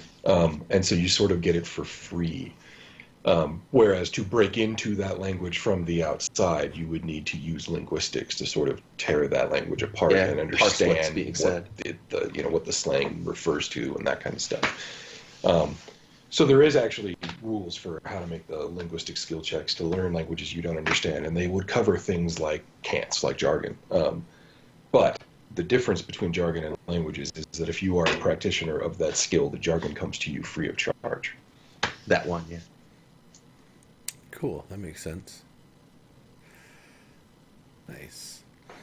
And I wouldn't say for the pen and paper, but if we were talking about, something on the scale of the meow, I would imagine linguistics would kind of play into your ability to learn a profession, just because you would need to be able to learn and memorize the jargon and that sort of stuff, and be able to identify, industry specific phrases, especially if we're talking about like two or three different things going on, like you're trying to pick the wood and the sealants and stuff that you're going to use for, a bridge that's going to be built over an area. That's a very technical thing that requires a lot of different skill sets, and so I would imagine there'd be a lot of, technical jargon that is in common with a lot of them. But then there's definitely a lot of stuff like all the different ways the wood could be cut or treated might not necessarily be Correct. something an architect would know, or an architect Yeah, might know it, a and civil the carpenter engineer might may know it. not But know. yeah, exactly. Yeah, So, absolutely. That's Makes sense, yeah. but totally the case. And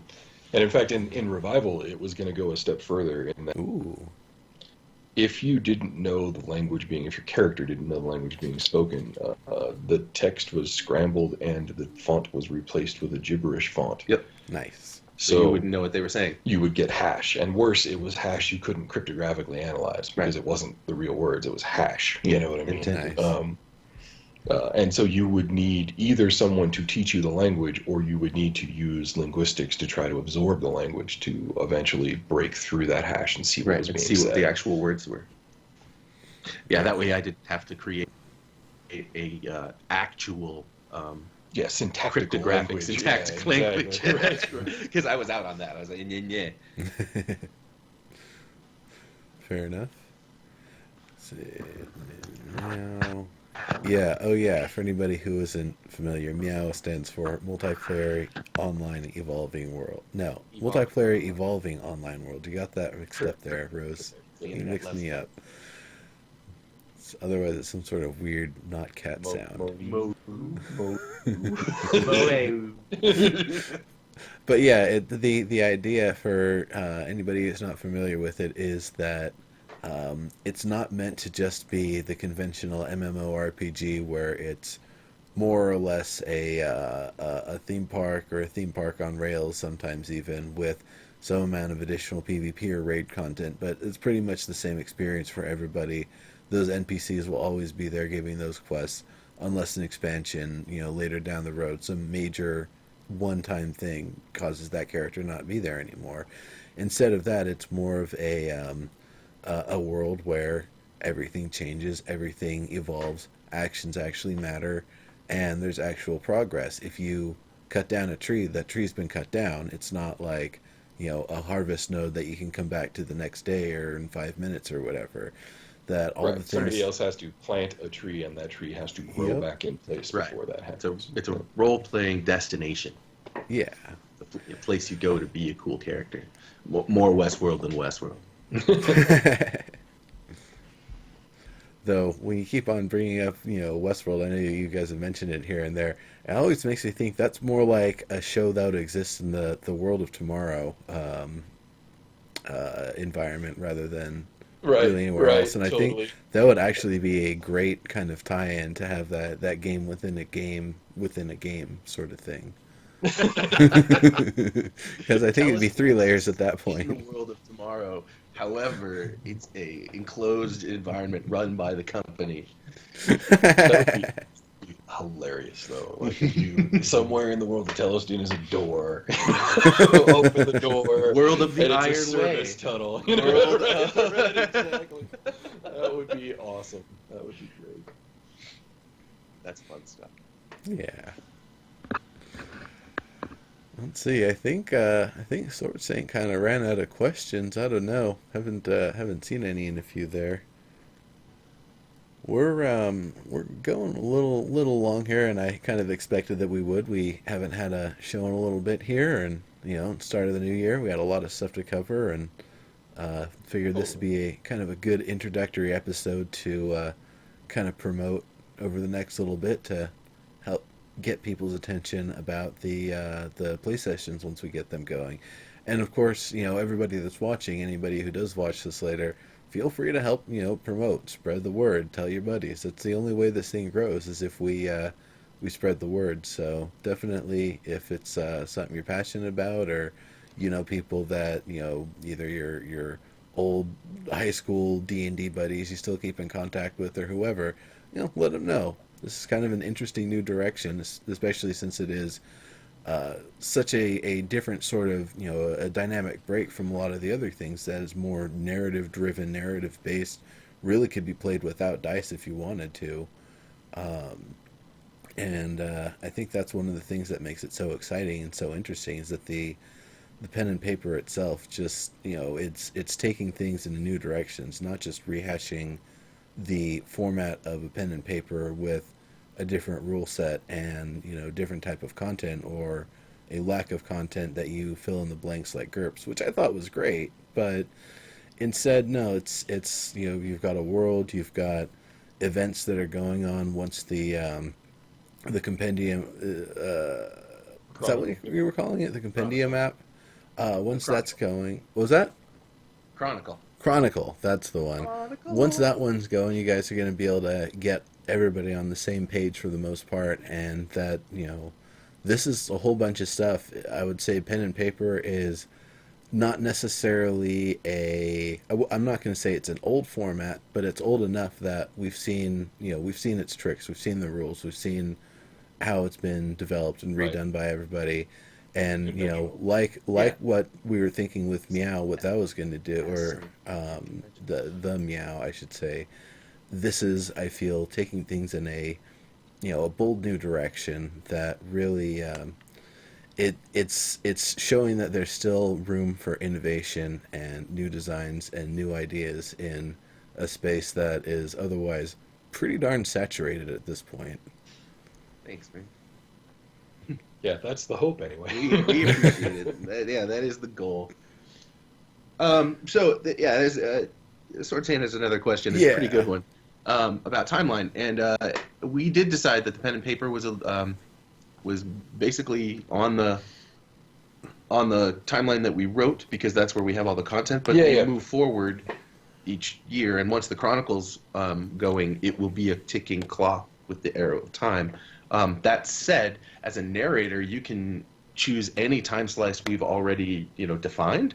I mean, hey, and I wouldn't be pissed if you came up with your own thing for your own little group, your tabletop group, whatever. That's, right. I expect that's how you play. That's how all tabletop games go. So, that said, the stories that we write, we tend to put in the place and time that we need to, and part of the reason that we're doing the old tales is to give more history from previous to sort of widen the range of available play space for pen and paper players. To give you more ideas like that. So that said, most of the short stories that we're currently writing take place somewhere between 660 and 690 on the new calendar, which is basically real time. I think it's actually 685 right now. Yeah, and that's really just to establish the feel.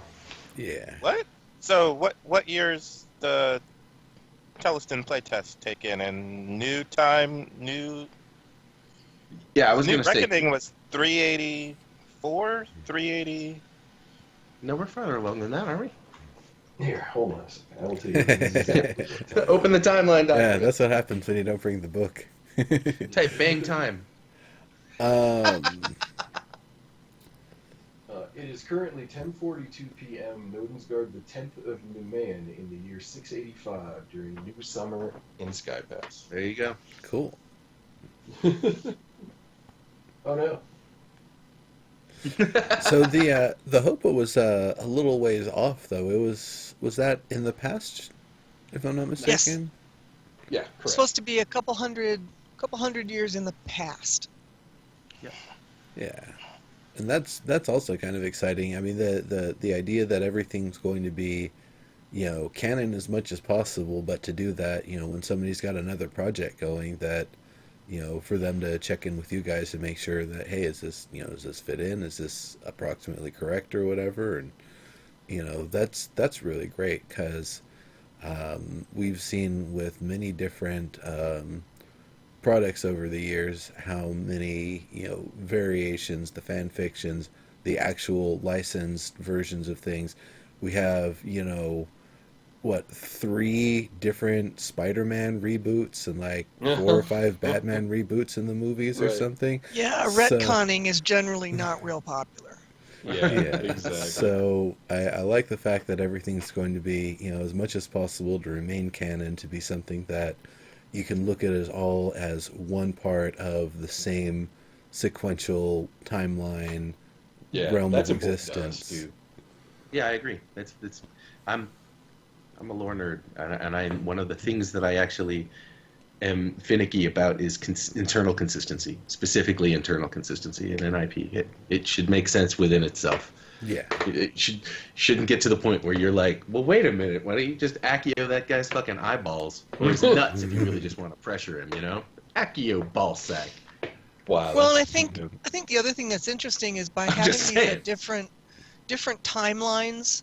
If the Meow starts at 684 and the Hopa is at 484 roughly, and the PMP is at 584 or something like that, then anybody playing all of the games or using all of those products is going to have a pretty decent idea of how the gaps get filled in on what's Right, yep. missing in the lore.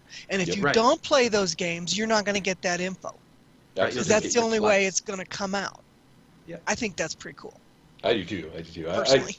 I'm a huge fan of games and to a lesser extent even novel settings where the world is rich enough that even if you kind of ignore the main line, there's a whole world out there, right? Like part of what I like about the Expanse series of sci-fi books, for example, isn't necessarily the story, though the story is cool. It's how well formed that future system is. Yep.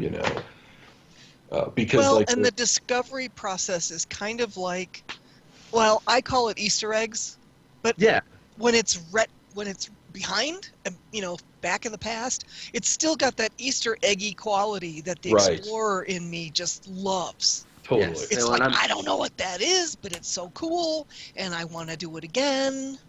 I'm primarily an explorer myself, and it was core to Revival's gameplay. It's a big piece of the IP's, kind of crystal center is discovering the lost stuff, discovering Right. the arcana, the past. It's all kind of Yeah. it comes from that I'm an explorer at heart. Every artifact you dig out of the dirt is the tip of a massive story iceberg, Right. or Yeah. Yeah, I'm a huge fan too, and yeah, we try to put that everywhere that we can. That's awesome. Indeed. Yeah, I think it's an interesting challenge trying to communicate that to somebody who doesn't know anything about Revival. I mean, how do you communicate that concept? Because it's really new. That's a new thing in kind of busting out of the genre. Yeah, you So actually communicating that successfully is like a tagline that we need to come up with I agree. that I Yeah. think will help drive marketing.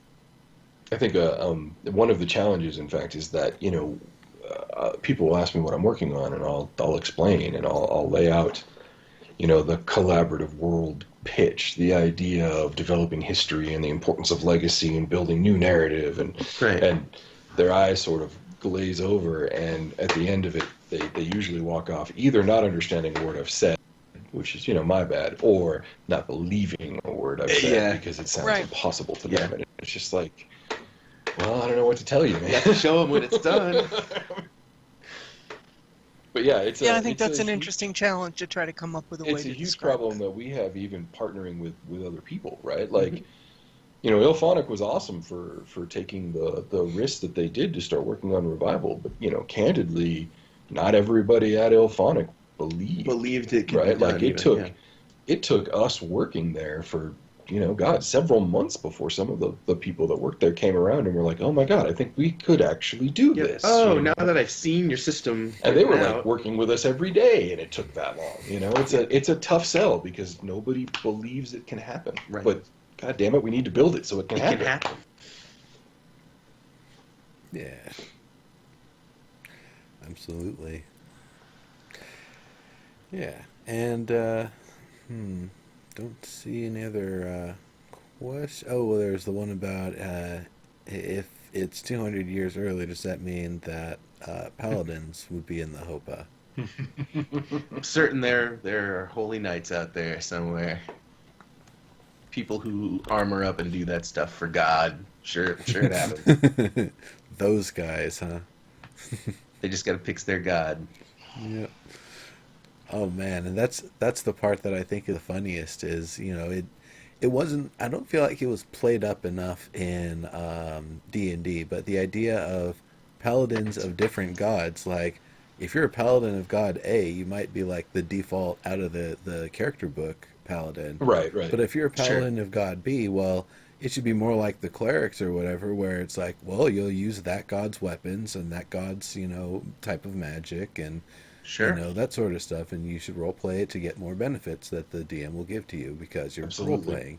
So that's the sort of thing that I'm really excited to see is, and this almost sounds like something that could have happened, during the lead up to the fall, is the kind of paladin armies essentially of the different gods kind of fighting amongst each other because I'm what's certain it happened. yeah, what's good by my god is like, terrible by yours, or what's good by yours is terrible by mine, or whatever. So we end up fighting.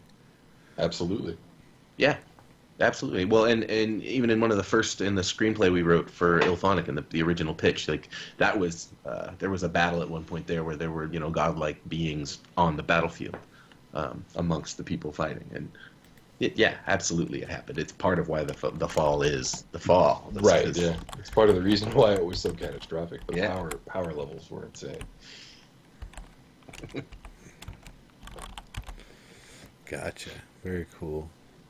Yeah, I haven't gotten a chance to Yeah. play 5e yet either. I also have not read 5e. Well, maybe when things wind down in a year, so we'll get a chance to play a little Yeah, for sure. sometime next year. Yeah. Oh, Sword saying it's fantastic. So yeah, Yeah. definitely have to give it a shot. I end up kind of skipping, like, went from second to fourth basically, and I figured I wouldn't end up playing again until sixth. But we'll see. That's a good jump though. 2 to 4 is a good jump. Was Yeah. decent, yeah. I only saw 3 in like Neverwinter games and stuff. But yeah, so we've covered a lot. We've talked about a lot here. It's getting close to the 2-hour mark, so I figured we'd start thinking about wrapping it up. Right on. Since the question train has kind of dried up there a little bit too. So gotta say thank you guys very, very much. Really appreciate having you both on. Especially I wasn't sure how your sobriety was going to be after, or your post sobriety, post drinking this, because yeah, you guys were up playing Gremlins pretty late last night, and Pretty late. Yeah. I know Yeah. the drinks were I flowing. tend to ration my Saturday night bottle, so I have lines, and I can tell at how close to Yeah, I got out of control I am. lucky in that by 11:15 I was drunk. By 11:20 I was like, "Oh no, I'm drunk." I'm gonna not put more liquor in there. Yeah, till later. There you go. Well, I poured off our 1 a.m. shot and Yeah. set it over here, I and pretty then much put did. the rest into my Pretty much cocktail. did So the when I same ran out, I thing, was yeah. good to go. I'm so glad too. I actually managed to wake up just like a normal human being. Yeah. There you go. That's not normally on Sundays. I go to 2 a.m. So, Yeah. No, I did all right. Yeah, you're getting better at it. Yeah, at least I knew how to play by the end of the game. Last night. Yeah. I like that. Yeah, Diggs, it's fun. Paul, did either of you have anything you wanted to say? I got my questions answered. All right. And Diggs, you still there? I'm still here. Yep, nothing. You just chilling. Pretty much just chilling. I think they answered everything I was looking for this episode. Cool deal. Sweet. Well, then I think this will be where we wrap it up. So thank you all I very would much like for to say coming. thank you guys. Indeed. Sorry, what Thanks was for that? having us on your show. That's cool. So something I'll say before we go. Thank Hell you yeah. guys for having us on the show, We and love thank all coming you on. guys that are watching for watching these guys watching us, because that's what what we're it's doing about, it. man. That's what it's about. So thank you so much. Yeah, absolutely. Uh-huh. Thanks, guys, and thanks everybody. And we'll see you in a couple of weeks with the next show. Tune in then, and bye bye.